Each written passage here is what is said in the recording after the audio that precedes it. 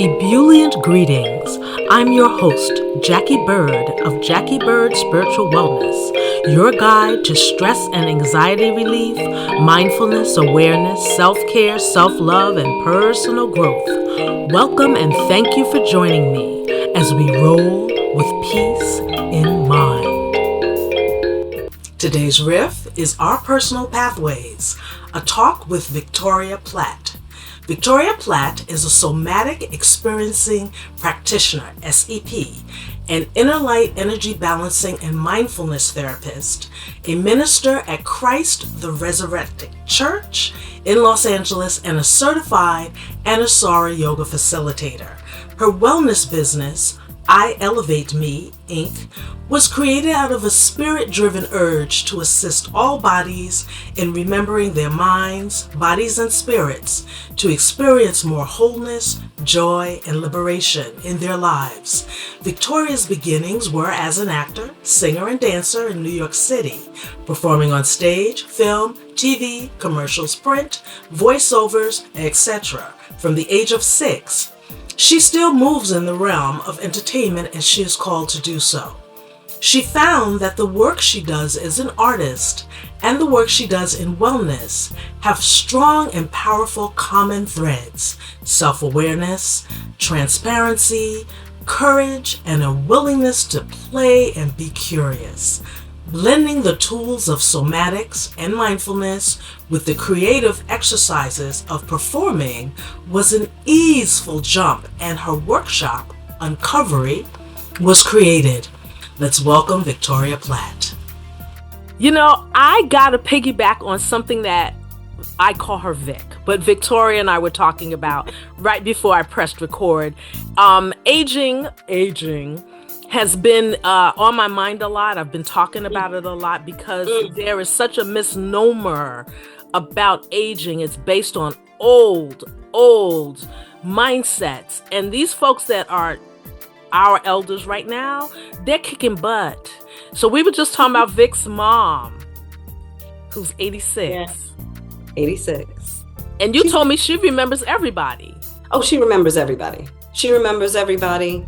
She remembers everything. She remembers more than I remember.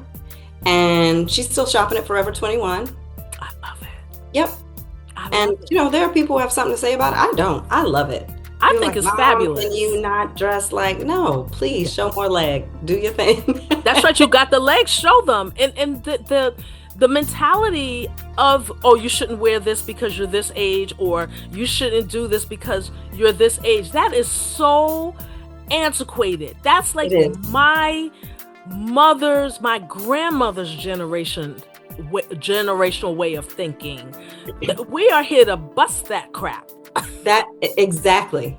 I have a video of her from last year. Yeah, it was last year because it was at our family reunion in the Bahamas. And she is dancing, honey. She is getting it. She is shaking it. She dropped it a few times. She picked it back up on her own. Like, she's still, and I was thinking to myself, you know, because I was born in the 70s and grew up with hip hop and house music. When I go to the club, I'm not thinking I'm 53. Right. I'm not thinking that. I'm not even thinking. I'm in my body enjoying moving and living through the music. And I had this moment when I left. I was like, I think the generation Gen X is the generation that is going to be dropping it to hip hop when we, you know what I mean? Like, we're going to be dropping it to hip hop. That's our oldies. That's Cool in the Gang. Do you know what I mean? That's right. That wasn't like, you know, the Temptations and that's Supremes not and the Four our Tops. oldies. Yeah. It's not. So when I go to clubs and I hear those songs, I'm still doing my thing. And I was like, oh, this is going to be me in 30, 40. That's 50 right. Years, whenever. But yeah, aging, and I don't say aging now, I say staging, because I like that. Because it's the stage. It's the stage that we're in. It's not an age, because I've seen age is, like when I say it's nothing but a number. Right. There, I see the I've seen people who are 10 years old who have the spirit of a 50-year-old. Oh, I've seen, that. right? Or Yes. or people who are 70-year-old who have the emotional maturity of a 5-year-old. Like, and so when we're talking about age, Right. there are so many the age of what? What are we talking Right. about? The mind's age, the body's age? Right. Are we talking about emotional maturity? Are we talking about intelligence? I know a number of really intelligent people who you would think, oh my gosh, but then you put them in a situation and they are crushed in terms of their emotional capacity. Yeah. So what are we talking about when we're talking about age? Yes. I think I'm more interested in what stage are we in? What stage are we in right now? What's my stage right now? What am I working towards? What's the stage? Am I in a stage of rest? Am I in a stage of movement? Am I in a stage of integration? What is my stage?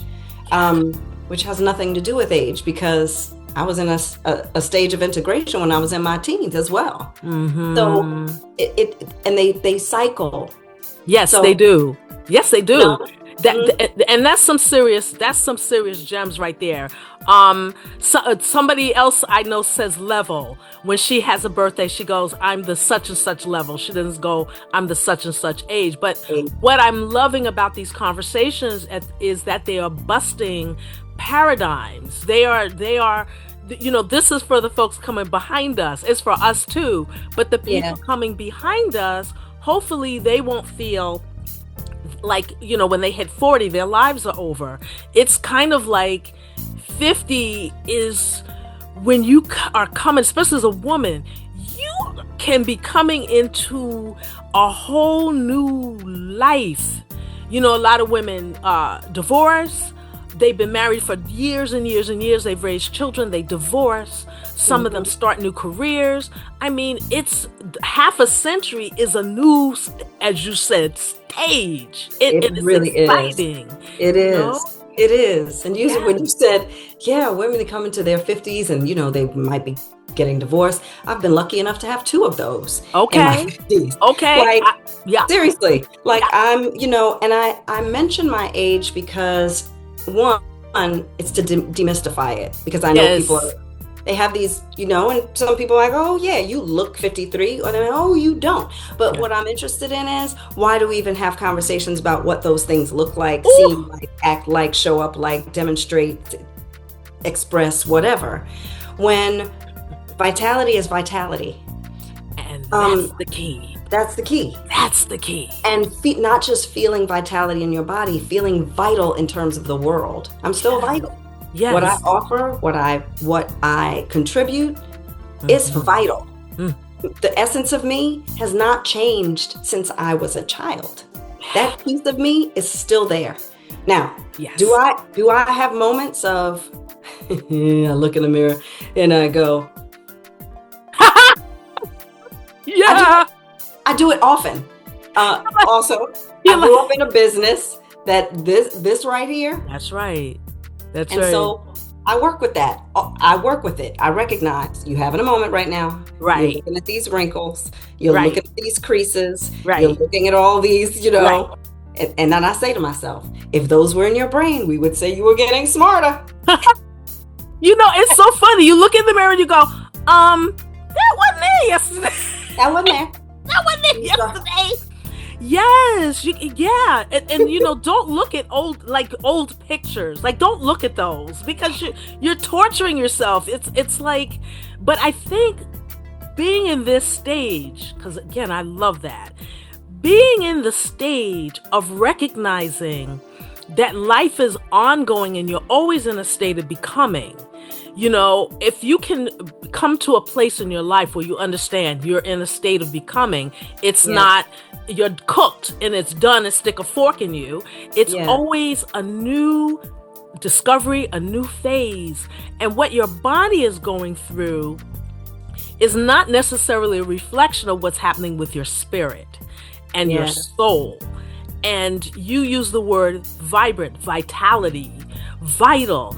Those things are what, if you feed it, will take you through. If you feed that with your body, your mind, your spirit, doing things that you love, having fabulous conversations with people that have grown so much.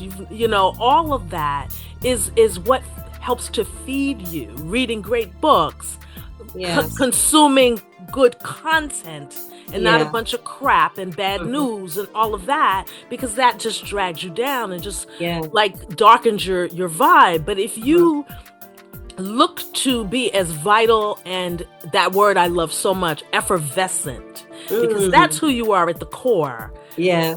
Is effervescent, you know, but we get bogged down in life with stuff. Yes, absolutely. And I certainly, I look at what happens with the physical body, right? We come into there's us in this space, which is the eternal. Yes. And it moves into this physical, material, denser, lower energy. Not bad, Right. not wrong.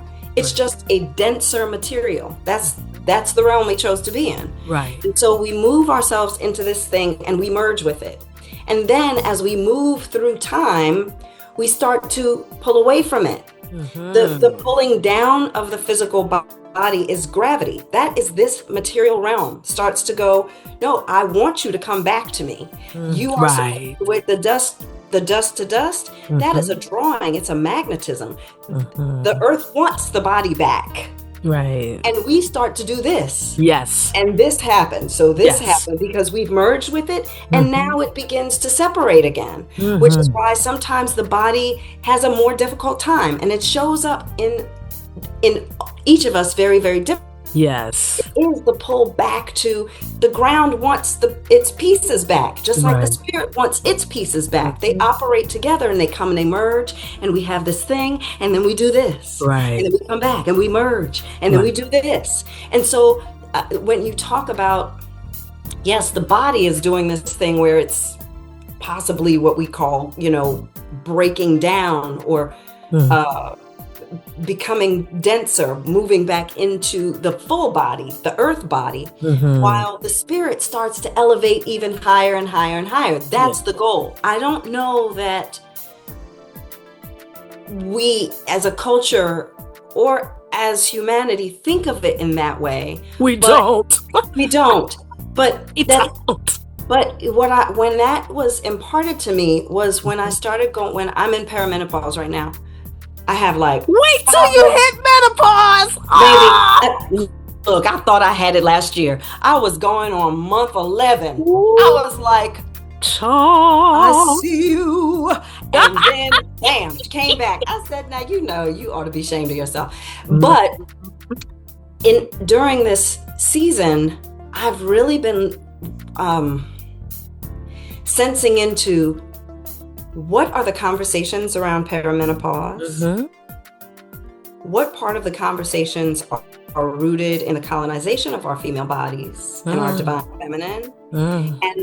And what is possible? And what came to me very quickly was this is a reckoning, but also there's an alchemizing happening in our physical bodies during this time. And one part of it was like the heat, oh my goodness, was the collective divine rage of the feminine. Okay. It was rage. I was like, oh, so I'm helping to process the collective rage that we experience as female-born bodies that has been since patriarchy has taken over and tried to snuff us out, right? But used and extracted from us. So I started working with that. Every time a hot flash came, I would sit and I would just notice. I would go, okay, where is it moving? What's it giving me? And and I noticed I had 3 that I identified different kinds of hot flashes. They originated somewhere different. They meant something different. They were doing something different. They showed up. The emotional feelings I got were different from each of them. I'm telling, I was able to, and there may be more, but those were the 3 that I identified. And I started doing intentional alchemy around, this is what's happening right Okay, we're processing rage. Great. Let's be intentional about processing rage. Is it just me? Is it me and my line? Am I doing it from the collective? What's happening here?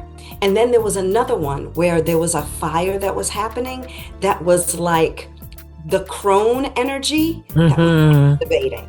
And I was like, oh, I love this. And that felt like wisdom. That felt like ancient wisdoms. It felt like land wisdom. It felt like technologies that we have not even touched into yet. And so I started playing with it. And it was when I really touched into the technologies of what is really happening in the metaphysical world that I saw that the visual of us coming into these bodies and then moving away from the bodies. And this constant kind of, there's a word I'm looking for. Hi, perimenopause. Oh, that's the part that's groovy too. And I joked the other day that it takes two senior minds to come up with one thought. It's brilliant. Brilliant. Pendulation. I found it. No!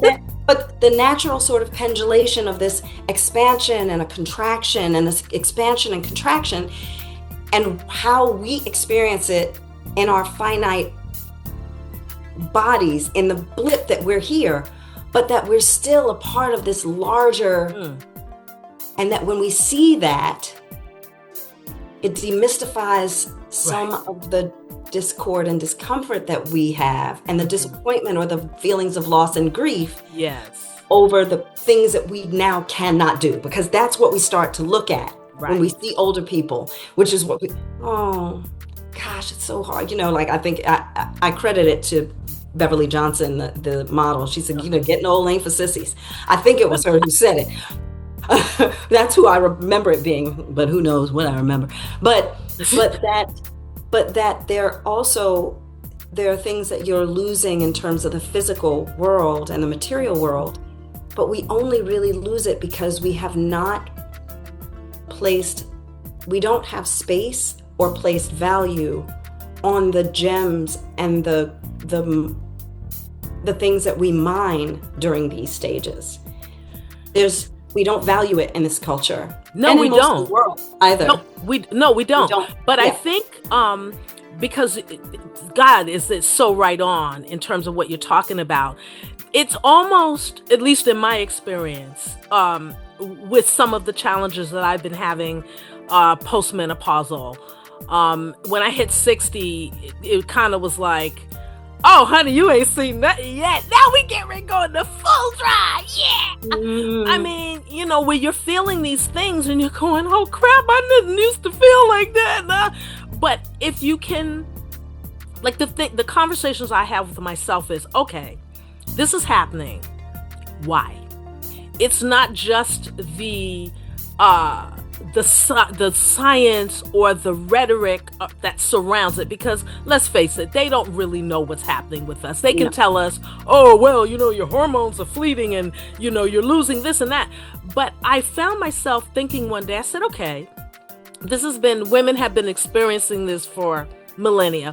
There are some cultures that that deal with it where it's just a rite of passage, as opposed to a thing that is happening to you that's almost a punishment. It is a rite of passage. Yeah. And I feel that the symptoms that you experience are calling you to pay more attention. Just like you identified 3 hot flashes and you sat with them, as opposed to going, oh my God, I'm having a hot flash. Woo, God, I'm having a hot flash.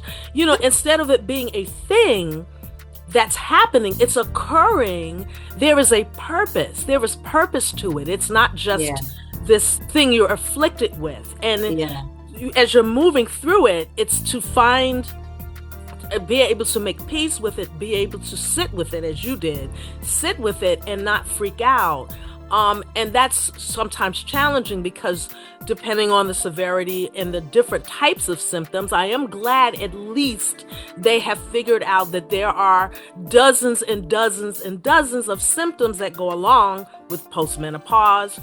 and perimenopause, that other than the top three, the night flashes, the night sweats, the hot flashes, and the mood swings. I'm glad that they are identifying more things so that women don't think that they're flipping crazy, you know? Right. But it's as you are experiencing these things, the soul work, the personal growth work of it, the mindfulness of it, is to be able to understand that there's cause and effect.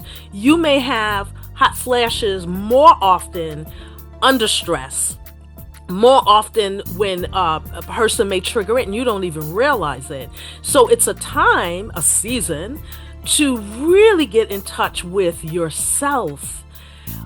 Sometimes you're being called to, maybe I'm a people pleaser and I need to make some changes, or maybe I've become a martyr and I've always been a martyr in my family. Maybe there's some beliefs I need to address and look at and maybe let go of.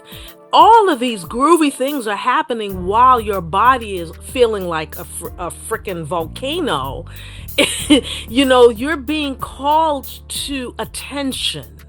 Yes. Attention. Mm-hmm. The universe is calling your attention. So, you know, our female listeners out there that may be approaching perimenopause, because this is for everybody. You know, young people tend to think, oh, that's old people stuff. But honey, if you're on the planet long enough, you're going to have your volcanoes too. Maybe not necessarily the hot flashes and all that stuff, but your body is going to change. And the more that you can hold its hand and not see it as a torment, you learn a lot about yourself at this time. Ooh, child. So much. And I have to say, it's beautiful that you shared it in that way, the holding its hand. I love that, because that's essentially like the work of somatics. And it's men too. Children, men, women. This is just what I'm going through because I decided to be in this body. But in everybody, we've gone through some sort of chemical hormonal shift. Every single one of us. Just coming onto the planet, we started going through some hormonal shifts. Our challenge is we have been really lied to about the physical body. Ooh. We're told that it's weak, and it's particularly in religious practices that it's evil even. And that couldn't be further from the truth. It gives us so much information. And because we have prioritized cognition, thought processes, you know, and now technology. And now technology, the body has a back seat, but the body's experience is the first experience we know. It is the first experience that we're cognitive of, right? That we actually go, oh, I have this thing, a spiritual, yes. But that never goes away. That people say, well, we're spiritual. We are. That is eternal being. There is no, I don't know how we separate it as if, but that's another story for another day. But that God control. But that we are so afraid of being uncomfortable that we avoid it at all costs. Yeah. The amount of people that I know that do not like being sad. Why don't you like being sad? It's sadness. Right. It's not bad or good. It's sad. That's all it is. It's just sadness. It is, and what's happening in the body, and we're, of course, they're finding now information that indigenous and ancient cultures knew from forever, that tears actually flush cortisol, excess cortisol from the body. Because when we get sad, cortisol builds up. Well, excess cortisol in the body, if it's not flushed out properly, causes inflammation, which causes disease. Right. Tears are one of the natural ways that we release some of there's cortisol in tears. There's also another hormone in tears that helps us calm our bodies. That's a part of, it's like a pain reliever, but emotional pain reliever. So we run and avoid pain and suffering and discomfort when we have to go through it. So when you were talking about holding the hand, that's one of the reasons why when I'm having one of those hot flashes, I do have moments where I'm like, right now, right? But for the most part, it's okay. Let me sit with the discomfort of this. Because when we really sit with it, is it really discomfort, or is that just a judgment that I have about an experience that I'm going through? Yes. Because then the second that I judge it, I'm running from it. Right. And running from it. And you're prolonging it. And prolonging it. And not getting the gems from it. Right. And I liken it to getting, because people will sit for a tattoo all day long. Oh. I'll sit for a tattoo all day long. Is that deeper? And lean into it and not flinch. That's the kind of being with your body that we need to cultivate. Is, okay, what is that sensation? I'm going to stay with it. I'm going to lean into it. I'm going to hold this. I'm going to just be still. Because what happens if we flinch? Right. Well, instead of having Bugs Bunny now, you're going to have, Bugs Bunny and friends. Right? You're going to have Bugs Bunny and friends. So I really am interested in our avoidance of discomfort. And it's because we said, oh, something's wrong with the body. It all has to do with, well, pain is bad. No, pain is just information. Right. It's just information. Can you sit with it long enough to hear what it's telling you? Yes, because that is what this season is too, is, as I said, it's about getting your attention. And we're so busy running that this is an inconvenience. The hot flash is an inconvenience. The heart palpitations is an inconvenience. Whatever you're experiencing going through these stages is an inconvenience. And as you said, we don't like pain, and we do everything. There's so much stuff to alleviate or to avoid your pain. There's cigarettes, there's drugs, there's alcohol, there's sex, there's all of these things that people turn to alleviate their pain. And the thing is, when you sit with the pain and you understand the origin of it, and you understand that you don't have to stay in it because you've acknowledged it and you have come to some understanding of it, then it goes. And I'm talking about physical pain as well, not necessarily if you have something chronic, but even if you have something chronic, there is still an underlying something there. And a lot of times if you're running around to doctors, because they're not looking for that. So you're not necessarily looking for that. Maybe that chronic thing that you've had is sourced somewhere.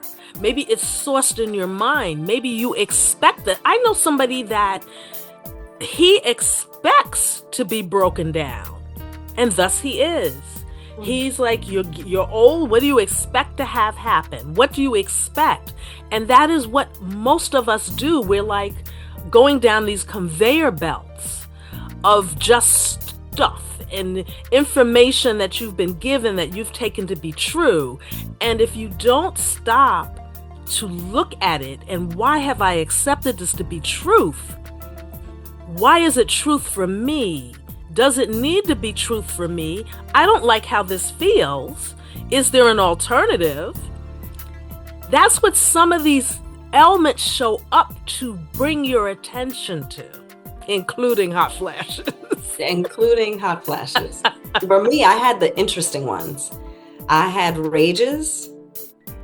I had vertigo. And then I had the hot flashes. The vertigo and the rages, that was something fascinating. Those were fascinating. Hard to be present with those, but I was able to do it a few times. I was able to sit with it. Do you find that your work, because it's so funny how this is all just going right to your work as a somatic practitioner. Do you feel that this work has informed you in the sense of being able to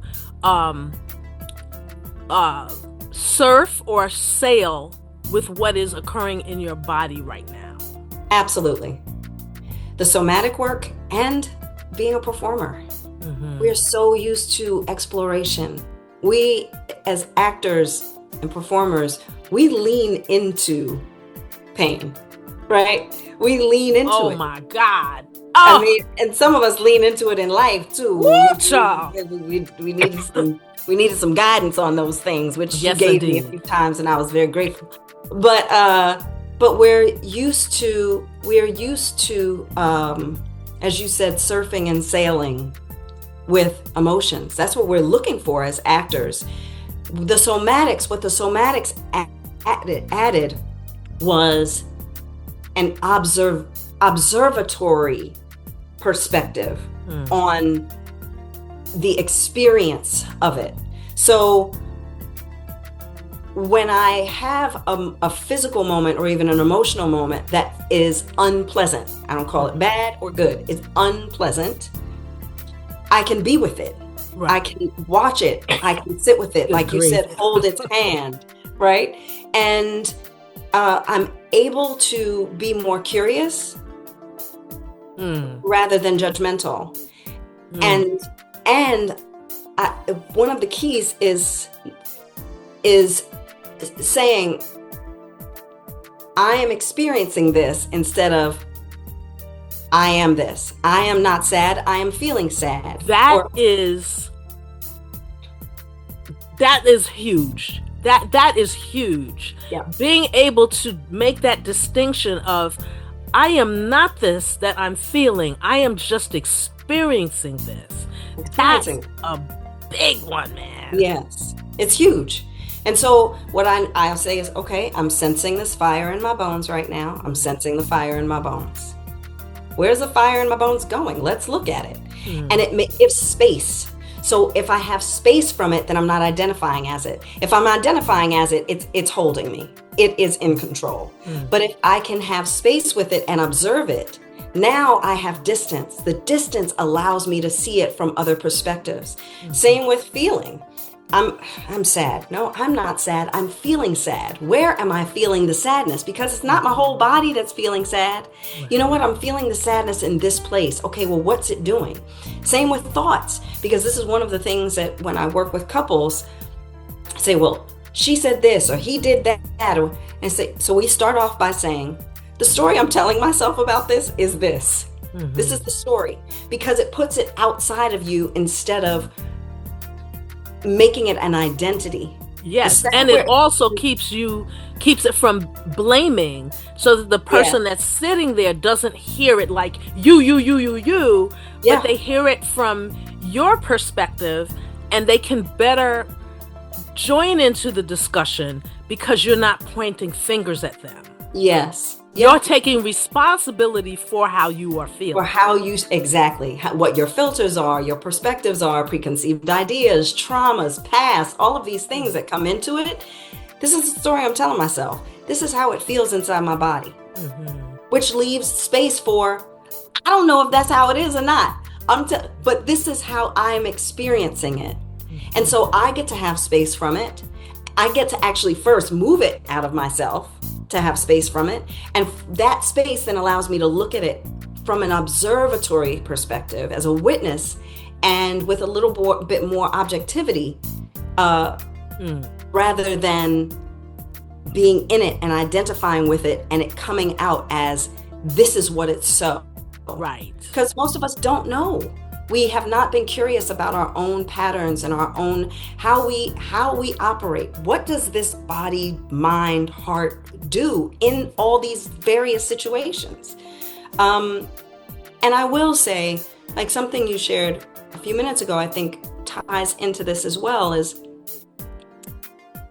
the inconvenient nature of, let's just bring up what we were speaking about before, which is the hot flashes and these sorts of things, is because the world we live in has not made space for all of our human experience. And so it's like, I don't have time for this hot flash. I got to do so-and-so. I don't have time to have this chronic illness. I have to go to work. Right. I don't have time for rest. I don't have time to tend to the pieces of myself that are actually requiring more than this over here, because the world is this culture, this society does not make space for our humanity in that way. So I want to acknowledge that that is a very real piece of our story. Right. And our job is then to go, even now, right? Well, how do we get away? Because nope. Now we go, okay, what is possible then? Mm-hmm. What is possible? So even right now, I'm gonna talk through it somatically, because just that conversation, I'm having a B of the hot flash. So it starts here, it moves from shoulders up to face, and it's like hot on the inside, but cool on the outside. And this is integration. It's an integrational experience, B. And that is a part of that was me processing something around my own feelings about, well, how do we do this stuff, and how do we tend to ourselves, and how do we prioritize our own humanity if the world is not supporting us in any kind of way? Let's pause. That's a wonderful story you're telling yourself, Victoria. Right. And now I'm feeling that now it's moving out of my elbows. So when that happens, I know, okay, we're processing and integrating. The story that I'm telling myself is da da da da da da da, which does this. Right. There's no space in the conversation, in that narrative that I had. I'm not mad, and I'm not mad at myself about the narrative. It's my human self getting ahead, panicking, in fear, and all of those things. And now I get to say, okay, girl, I hear you. You're afraid about this and this and this. You have urgency. I feel the urgency that you're experiencing, and I feel that I am sensing that what you're experiencing is a hopelessness around how that gets played out. And now I can feel the emotion of it. Yeah. And now we can process, that does feel hopeless. Yes. It feels like, well, and frustrating and disappointing that this world doesn't support us like that. You know, that's, again, it comes back to, which we don't make space for, is actually delving within. That is, you know, it's become such a buzzword now in this wellness industry. Yes. But there is a serious deep work that only you can do. You know, you might be able to be guided with practitioners and things like that. I mean, that is part of the service that we offer to the world is the root. But you still ultimately have to sit with yourself. You have to create the time, and you have to figure out what that looks like. Yes. You know, because it is, you know, if you want to, first we have to decide. It's one of the things that I've realized as I have matured, seasoned, lived, is, you know, when you're younger, you're chasing stuff. You're chasing career, you're chasing relationships, you're chasing family, you're chasing all of these things. And as you mature, season, level up, you begin to realize, at least hopefully, that it's really about quality of life. And a lot of us wait until we are broken down to realize that. And that has to be the priority. And the question that you ask yourself is, what is the quality of life that I want to experience? And sometimes that's what the pain is there to bring your attention to. If you don't like the pain, you have an opportunity within that of going, what is the quality of life that I want? Okay, I want to be free of pain, or actually I want to feel good, because it's all in the branding. You know, the mental branding. Well, how do you really want to feel? Not free of pain. You want to feel good. So that's a whole nother type of operation and mindset. And talk about how somatics, and actually explain what somatics is, what somatic therapy is, and then how it can help you even want to create space for feeling good. Yes. So somatics is the study of the body from an internal experience, which is different than how the medical field deals with it in terms of its pathologies or symptoms. Somatics is the study of what's happening inside our bodies, what our senses are telling us, what we're noticing, what are the sensations that are present. Those sensations give us information. So how I talk about who we are is a three-pronged being. We are housed in this physical body that has sensations. Our heart is the emotions. The mind are our thoughts. Those three things give us the information we need to actually access our divinity. We've been really wonderful at our cognition because this culture prioritizes what we think. But we all know, maybe we don't all know, but it's certainly been science, science and all of their studies has done a number of surveys, research, and studies around how 80 to 90% of the thoughts that we had yesterday, we just repeat them. Yes, because we're not aware. We're unconscious. Not aware. And 80% of those are negative because the mind is hardwired to focus on the negative. And the reason is it's actually a brilliant design. It's just trying to keep you alive. The good stuff, it's like, okay, that's good, we're fine. But the bad stuff, right? When it's something bad, it goes, wait, are we not safe? It's just trying to keep you alive. So we have to recognize that piece. The emotions, when you think about emotions, I'm going to skip emotions right now. I'm going to go to the body, okay? The body is So there's a book called The Body Keeps the Score by Bessel van der Kolk. And it's about how trauma lands first in the body. And it is not a mental experience only. It is a physical experience. Physiology changes when we're traumatized. Not just traumatized, though. Physiology changes when we have experiences that we feel in our system, things that cause us to be regulated. And a number of internal physiological changes occur whenever we experience something that causes us to go into fight, flight, or freeze. So, wrapping that back around, somatics is the study, our own personal internal study of how we each, as a unique individual, move through the world. What are our patterns? What are our signs and symptoms? And how do we best serve it so it can serve us? One of the things that you said a few minutes ago was, I want to be out of pain. The interesting thing is we often identify with the pain, yes, but we stop there. If we're stuck in, I'm in pain, I'm in pain, I'm in pain, the pain is just information.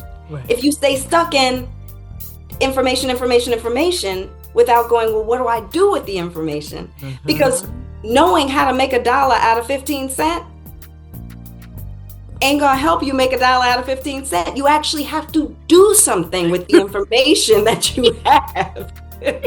And so being able to sit with the pain allows you to then figure out, well, what is this pain telling me? Just as you were saying, yes, we go to if there's a chronic illness, it's sourced somewhere.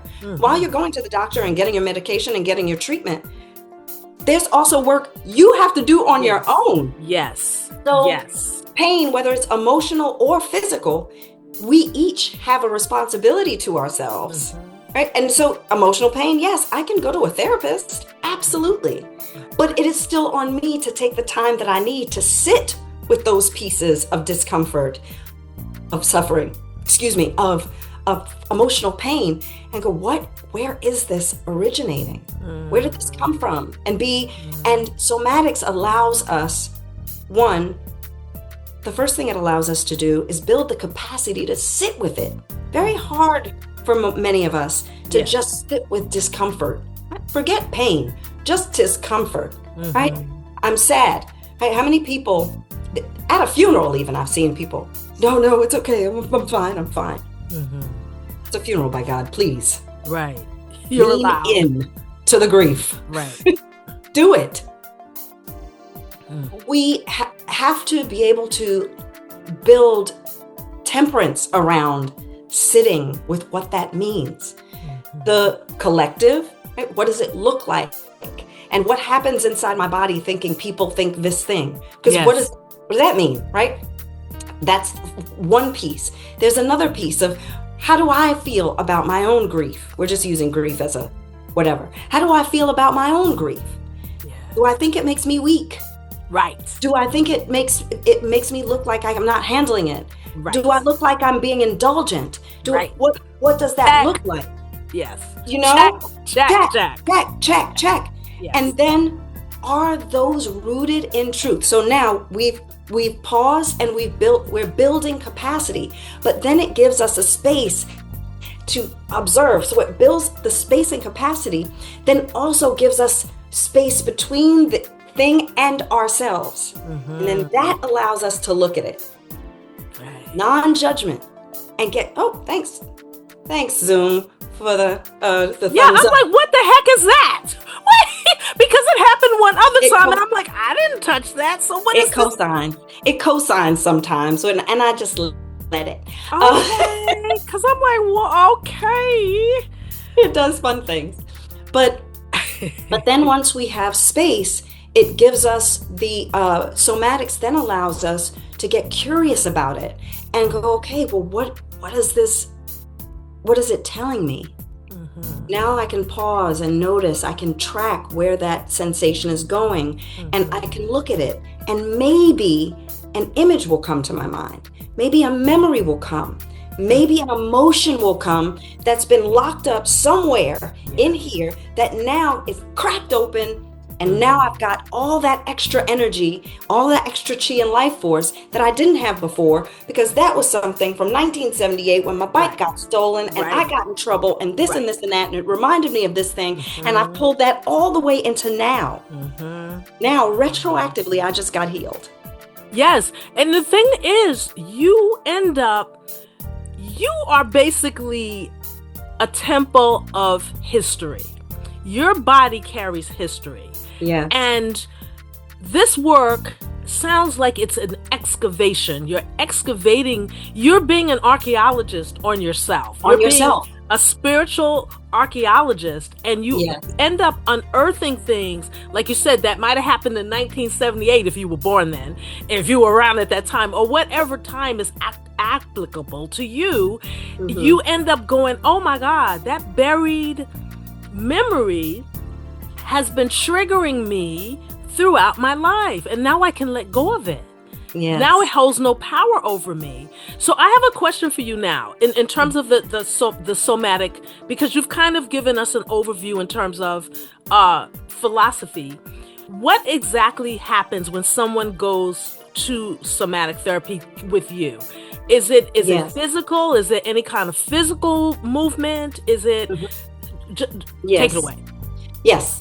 So first I want to say that unearthing, that verbiage is so correct, because so many people think I'm trying to get rid of stuff. Yes. No, we're not trying to get rid of things. We're actually trying to uncover things. Right. We are uncovering ourselves from all of this stuff that we put on ourselves that means Yeah. So in a regular session, it starts off like cognitive behavioral or emotion focused therapy, like talk therapy. We sit down. It could be on Zoom or it could be in person. We sit down and we start talking about the issues or the challenges that you're experiencing and the things that you want to address, because that's what we come for. We come to fix some stuff, right? That's what we're coming, because something's wrong, right? Yep. That is the story. And as soon as I start to see activation in the system, I start seeing fight flight turn on. Now we stop and we get in the body. So it can be physical movement. We do work where we're swaying, where we're holding ourselves, self-touch. Sometimes there's mutual touch if that is an agreement that we've made in the room and we're in person. There's sometimes activity with walls. We use the wall to help us feel shored up or safe. We use the wall to push into it. We can push into the floor. Sometimes it's real movement. It's normally very, very slow, because the body doesn't want to, even though that's the natural inclination. It seems counterintuitive to do something slow, But there may be movement, like if the body, if we find that, that's a flee response. You want to run. Great. Let's act like we're running. Let's do the movements of running without running. And let's do it like we're doing in slow motion. And we might run. And then what normally happens is what we're trying to do is complete the threat response cycle that the body did not get a chance to complete when the initial incident occurred. That when we go through something, when there's a trauma, an incident, and the body goes into fight, flight, or if it can't fight, flight, it freezes up. We want to give the body an opportunity to complete the threat response cycle that it did not get an opportunity to complete. But we don't have to do it then. We can actually do it in this moment because the brain does not know the difference between a real or imagined scenario. And so we get to move through it, and the system completes the cycle, and then the emotion can happen. And now we've effectively shifted it from the body, which impacted the emotion, the heart, which then impacts how we think about it, the mind, and then how we think about that process moving forward. I had a beautiful experience in my own session where I was in, it's so funny thinking about it now because I don't have the same charge around it. There's like 2% charge around this. And this was a traumatic event. I wanted to figure out what were the things that caused me to be claustrophobic? And there were a number of them. There were a number of incidents that I experienced as a child, including my birth experience that I uncovered in another somatic session, but that caused a real claustrophobia in my system. One of them was I got pulled under a table at lunch in elementary school, and a little boy held me down, and nobody knew that I was under there. And it was loud in the lunchroom, and so nobody heard me screaming. Now, normally when I think of that, when I used to think of that prior to my somatic session, my perspective was from under him and looking out at the legs and people and hearing. Because of that session, I can sense that, but I have a different perspective now. I now see me from over here, and I'm looking at myself down there, and we're making eye contact. Oh, I love that so much. Wow. And it was because we did a whole session where I just processed what that was. And we did movement. I reimagined the entire scenario. I saw what they call the ish, the internal self-helper, or an advocate, your advocate that comes to basically save you, which could be you, it could be Wonder Woman, it could be God.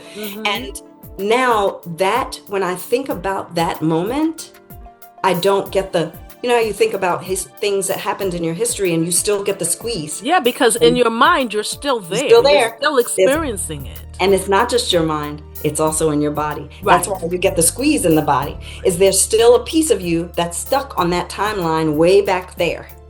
And so now that so much more of that energy is freed up. And so it is a really beautiful process. And it can be emotional. There's still some talk involved in a session. It is much more movement and also talking about the sensations of the body rather than the thought process. We stay out of cognition as much as possible. So had you experienced a session prior to becoming a practitioner, the journey to become a practitioner, or the thing that was of interest to you, and you started to study to become a practitioner in addition to experiencing some sessions? Yes. So Resmaa Menakem, who wrote My Grandmother's Hands, he's an author, but he's also a somatic experiencing practitioner as well. I read his book, My Grandmother's Hands, in 2015. Okay. And he talks a lot about that process. That book is incredible. It's about healing racialized trauma in all colors of bodies. And when I read that book, it really resonated. But I didn't do anything at that moment. But then my ex and I at the time were going to a therapist for couples therapy. And she was going through the Somatic Experiencing Practitioner training. And so she started doing that work with us. And I just loved it. And one day she said to me, with the work that you do as an energy balancing therapist and as a minister, I think this would be a really beautiful supplement to what you do. And you really took to it, and I think you would enjoy it. And after that, I was like, you know what? Resmaa does this. I'd already kind of heard about it from him. Mm-hmm. And now she's saying it. I'm going to do my training. Mm-hmm. Wow. I love how I tend to say your past self lays the seeds for your future self. In terms of, you'll get a little seed, but you're not ready to act upon it. You're not even sure you're going to act upon it. It's just passing information. Yeah. And it lays within you to when you're actually ready to act upon it. I find that so extraordinary. Yeah. and really funny in a way, but it's like we humans tend to, because we, especially in the Western society, and we've choked off the spirituality of life that the indigenous and the people that live with the earth that's part of them, this spiritualism in whatever form it may be. So you don't really in this society get to experience the spirituality, and I'm not talking about the religion, but the spirituality of cycles, and recognizing that you are not alone, and you have guides, and you have, I love how Bashar puts it, your spirit team. You have all of this. And when you were explaining about the situation you had being held down by the boy under the table, and when you worked through that, you saw yourself looking at yourself under the table. That struck me so much, because we are multi-dimensional beings. So we are in the body, but you are actually part of the life force. You are the physical attribute of the life force, which is non-physical. And that's a hard concept for a lot of people, to understand that you are actually, your aura is not this light. You are within your spirit, your physical body. So it's, like I said, it's very fascinating to me about how we plant these seeds for ourselves, unbeknownst to our present mental mind, in terms of what we're processing and what we're thinking. And to go back to a point you made earlier about 80% of our thoughts are negative, that to hear it in those terms, in terms of a percentage, is just, it's like, oh my goodness,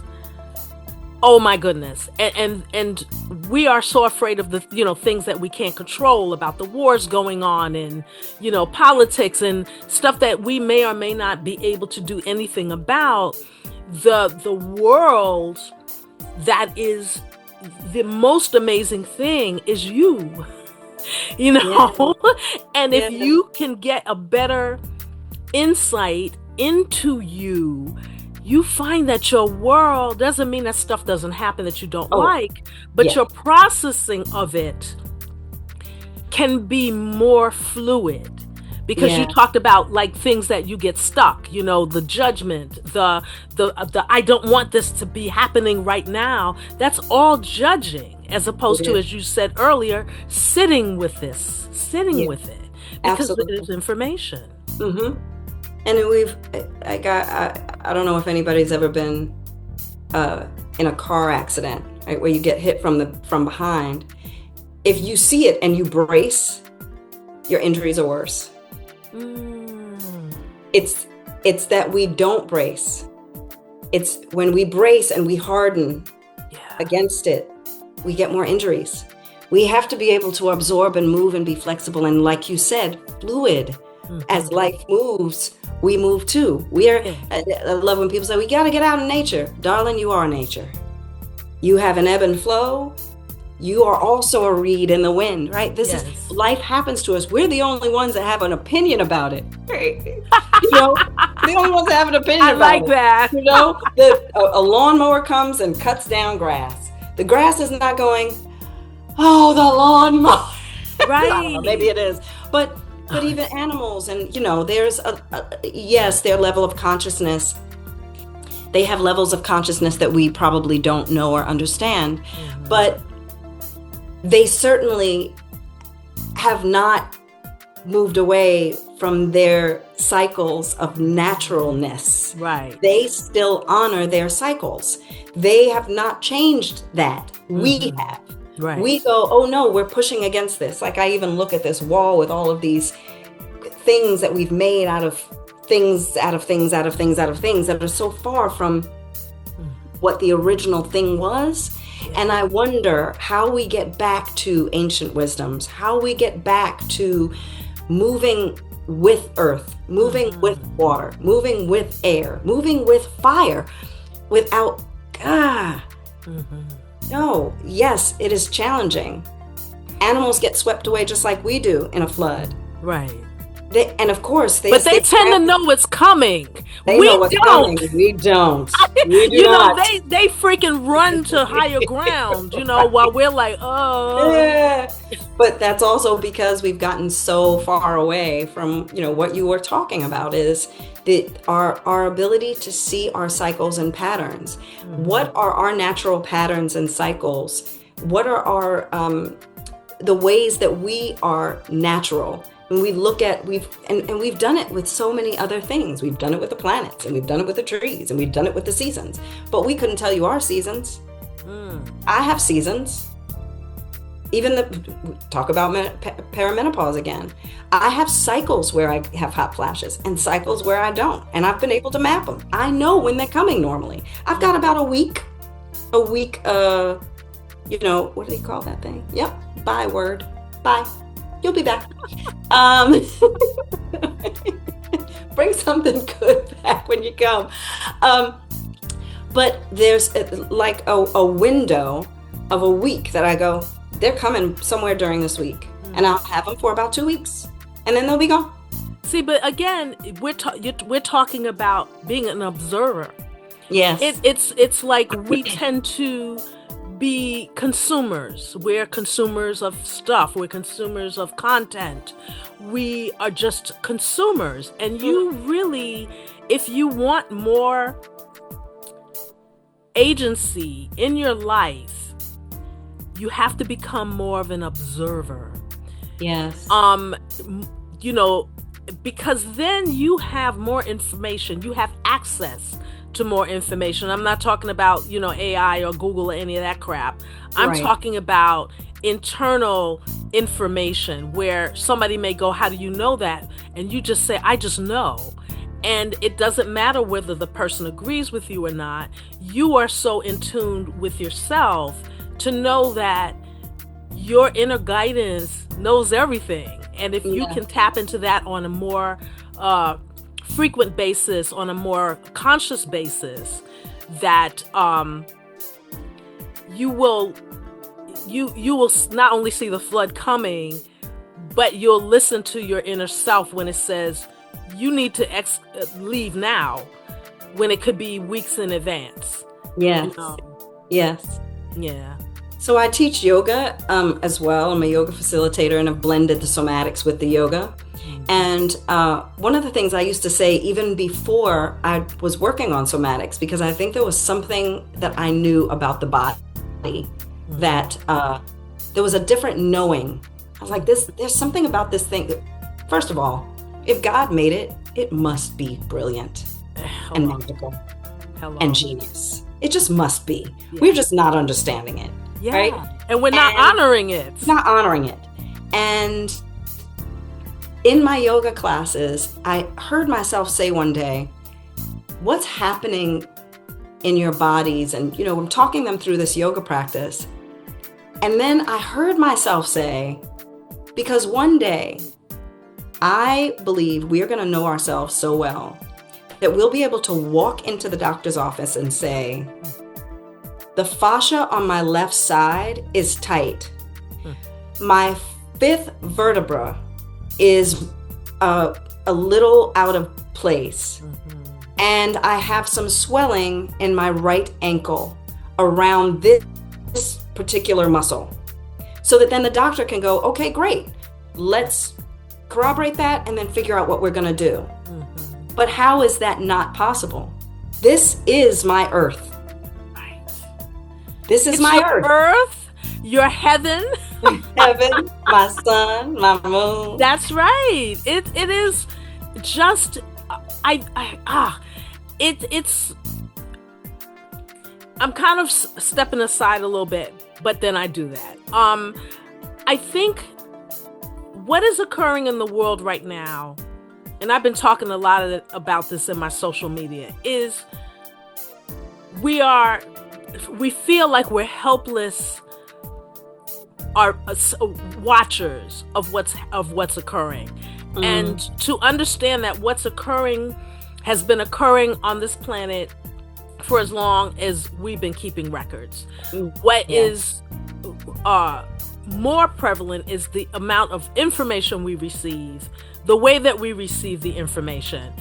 And so it feels like it's gotten worse. Right. But if you look at headlines from the 1800s, you will see the same kind of panic about whatever changes were occurring. So I say to people that are freaking out about what's happening and very upset about the decisions that are being made by the people that folks vote for, is to understand that this is not without purpose, that there is nothing that occurs that is without purpose. And what I am seeing is, yes, I'm seeing the madness and the insanity, but I am also seeing more people begin to awaken. And so it is basically kind of like a two-prong situation that's happening here. And this is an amazing time to become more curious about self-exploration and taking the time to observe yourself more so that you have a better understanding, because we are basically running around with our heads cut off and we're not connected to self. So how can you expect the people that you vote for to be connected to self and connected to the needs of people that are not billionaires? How can you expect that? Yep. So what you have control over is becoming more in touch with self. And somatic therapy sounds like an incredible way of beginning that type of journey. Yes, absolutely. It is. It was the piece that allowed me, because I had done cognitive behavioral therapy before for myself. And I found that it didn't decontextualize the traumas. I got to talk about them and feel validated, but it didn't process the trauma. Somatics helps you process the trauma. I'm not saying cognitive behavioral cannot help you process trauma. What I am saying is we're missing a component, and that's the body. That if we don't address the body, now the heart's going to get it as we deal with the mind, the emotions, as we deal with the body, the emotions, because the heart is the middle child, right? But if we don't deal with the body, then we keep reliving the same thing. That's why if someone in an orange shirt assaulted you when you were 15, it could be that every time you see a person in an orange shirt, you have a panic attack. That's not a thought process. That's a somatic experience. The eyes see orange, the body goes on alert, and now the brain can start operating. But it's the body that sent that information. Right, that's the fight. Something's wrong. Trigger. Orange shirt, we're in danger. And so that piece has to be addressed. Right. And or so you just keep reliving it. Keep reliving it. Yeah. So that's somatics, I believe, is we have to address all the things, right? But we have really not given the due to our bodies. We haven't. Wow. Well, I think,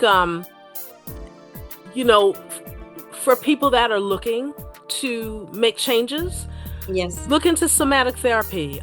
It is not something that I have delved in. I have my own way of processing stuff. Of course. But I think that for folks that are looking to really go deep, not just internally in terms of the spiritual process, But this is part of the spiritual process, is understanding the why of the body. Because if you don't understand the why, how can you solve it? How can you change it? Yeah. Affirmations are not enough. I mean, they're a good starting point. They are. It definitely is just kind of like a window into the process of making changes that are lasting, and where you're not repeating the same types of cycles, because you have been able to, I don't necessarily want to say gain mastery, but you've gotten an understanding of the cycle and why. I'll give an example that I use. I was always, for like the earlier part of my life, in some jacked up relationship with some dude. It was just, where it started off beautiful, and then even though I saw the red flags and the signs, I just ignored them, or I excused them away, and I just delved in, and then ended up, in one relationship, I was off the floor because the guy had grabbed me around my throat and was picking me up off the ground because he was in a jealous fit. And as I started to ask myself questions about, okay, this is happening here, and it's happening with regularity in terms of the choices you're making, you need to look at why. Why are you doing this to yourself? Well, yeah. And ultimately, I realized it all went back to daddy, and it's one thing to intellectualize that, but it's another thing to go deeper into what is it that I'm not giving myself that I'm looking to other people to give me. And I think that body work helps you unlock some of that. Yes, absolutely. Yeah. Wow, thank you for sharing that.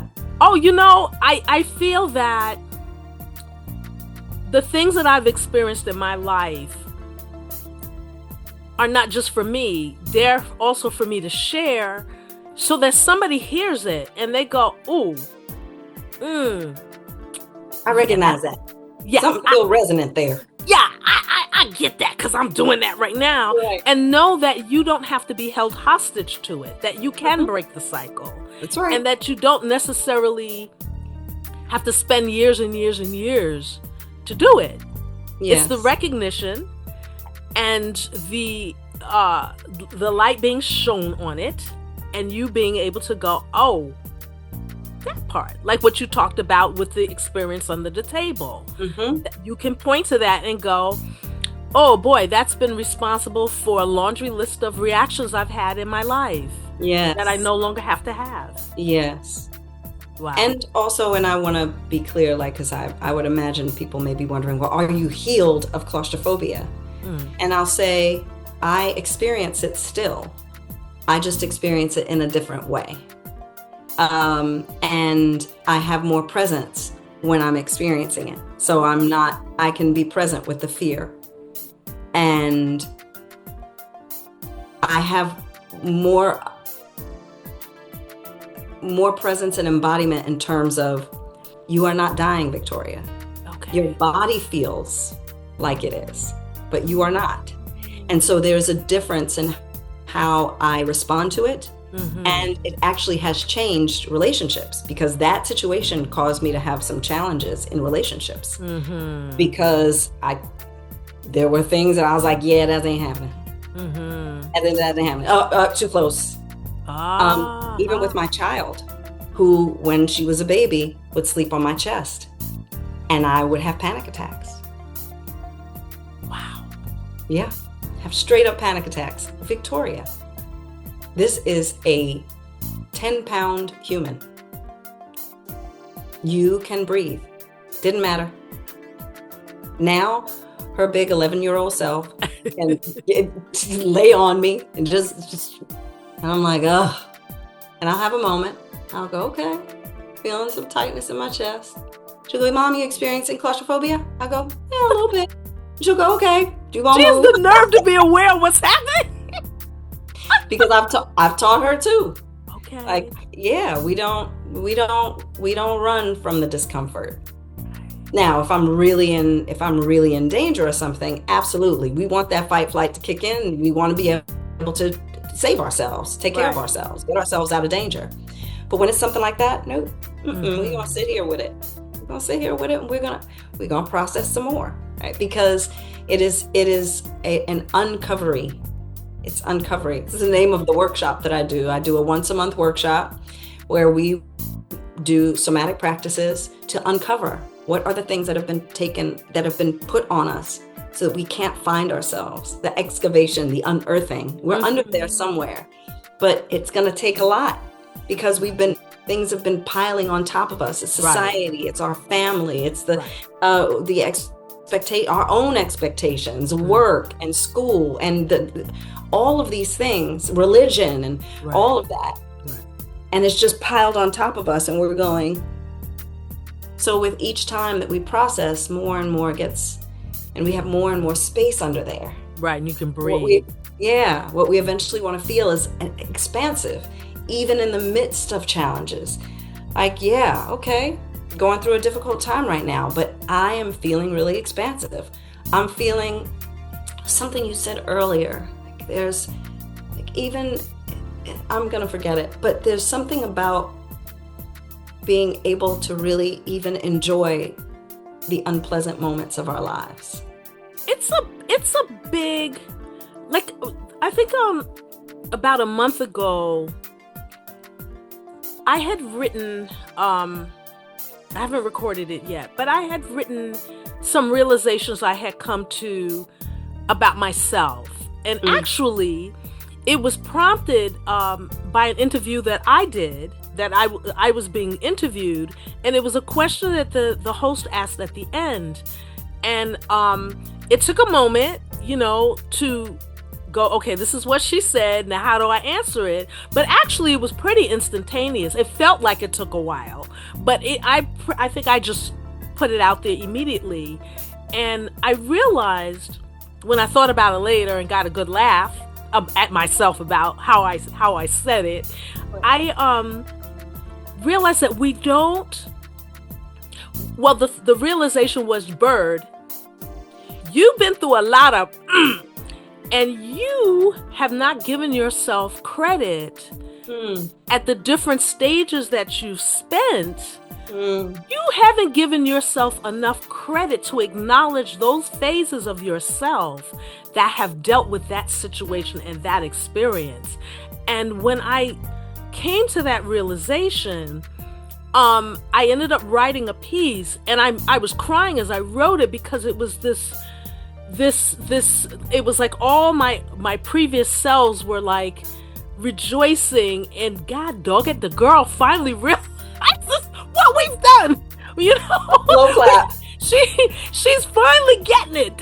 Okay, that this was who you were. This is how you showed up when this was happening. And even though you thought that you were making mistakes at that time, my God, you showed up for that. And that we don't do enough of that for ourselves. We don't see ourselves. So how can somebody else see you? You have to see yourself, and you have to see your magnificence, and you have to see your perseverance, even when you were rolled up in the corner crying, because I did that too. Oh, yeah. That was also you taking care of yourself. Yes. That was also you taking care of yourself and tending to your emotional needs. Yes. That's a part of it. So it's showing up for yourself. That's what all of these practices do. They help you show up for yourself.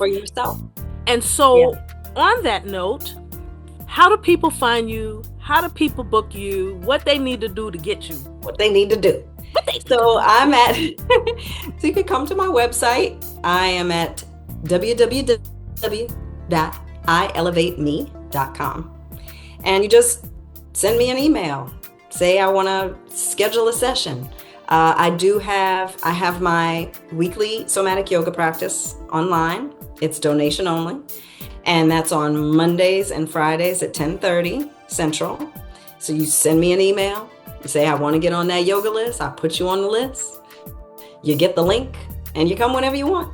Then there's also the once a month Uncovery. That is a group And we do somatic practices, we do breath work, we do tonal practices, we do movement, lots of myofascial work to move energy through the system.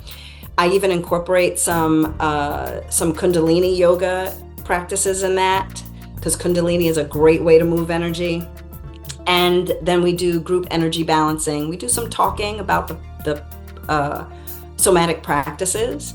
And sometimes I'll have a demo with someone in one of those, like a 10-minute, 15-minute demo, so that people can see what you do with yourself in real time. And then the end culminates in an energy balancing, group energy balancing experience. Or you could do an individual or couple or group work with me.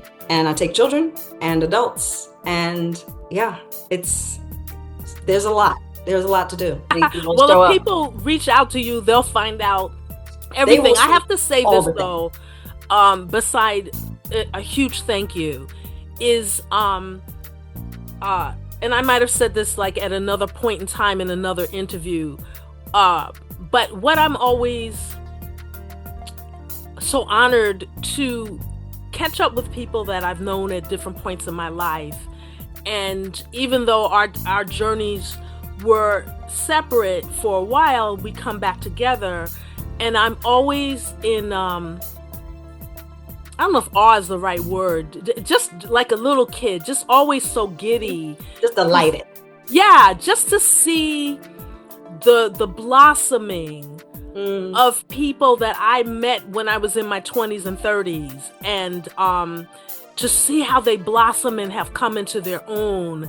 Because a lot of times, a lot of the folks that I meet at that time, they're like me. We're trying to figure ourselves out and figure out what life is and what we want out of life and all of that. But to see when someone has come, like, not full circle because you ain't done, but just to see the blossoming, Vic, I am so, I'm so happy, for lack of a better word. Happy is not good enough. But I am so happy to see that you are taking your gifts and your experiences and that you are sharing them with others. I think that's so amazing. Well, thank you. Thank you. Coming from you, that means a lot. I told you, I was like, you shared with me on that bus. We were taking that little bus up north, and you were talking about the Bringers of the Dawn, and I got that book and I said, well, what now? I had to read that book a good 700,000-800,000 times. I know. I had to read that book a few times too. We're talking about Bringers of the Dawn, a book called Bringers of the Dawn that was channeled by a woman, Barbara Marciniak. Mm-hmm. And if you are, it's funny because I knew that you could handle that book. That's not a book that I recommend to people generally because it's heavy and it's talking about stuff that you may not have any point of reference with. It may sound like gobbledygook or crap or whatever. So I don't recommend that book lightly, but I knew you, sister, were ready for that. Well, thank you, because I read it. I started reading it and I was like, whew. I said, Jackie really thinks I'm way more intelligent than I am. But what came to me was actually, in the middle of the book, this is not about intelligence, because it started to ping places in me that was just, it was a knowing, it was an understanding that wasn't being processed cognitively. Yes. And so, yes. So thank you for the acknowledgement of the blossoming. And I love the full circle moment. No, we're not finished, but in terms of, we'll start another circle now, but there was this big circle because we have not really communicated in quite some time, in certainly not like this. Right. And so, it's a culmination of something. It's one of those points on the timeline that you are, I think, just talking about, where you get to go, look at what you've done. Yeah. Look at what I done. Yeah. Look at what you did. Yeah. Look at what we did together. Look what we did together, and recognizing that within each of us. Yes. Years and years ago, you gave me a book, because I remember you kept telling me I needed to write my story. Remember? Do you remember that? I don't. Girl, you were on me There. about that. You were on me about that. You kept saying you need to write a book. You need to write a book about your life. You need to write this book. And you gave me a book that was basically a breakdown on how to write your memoirs, generally speaking. Yes. So, you know, it's the beauty of, and AI will never, ever be able to do this, is the recognition of the divine within another person. Yes. Yes. Absolutely. That and that is the thing that we hold the market on. Nothing can take that away from us. Nothing. Yeah. So if y'all out there worrying about AI, this just drives you to find who you really are and to live your purpose. Yes. Thank you, sis. Thank I've had chills. Oh, same. In this conversation. Thank you so much. And it was so lovely. I love you.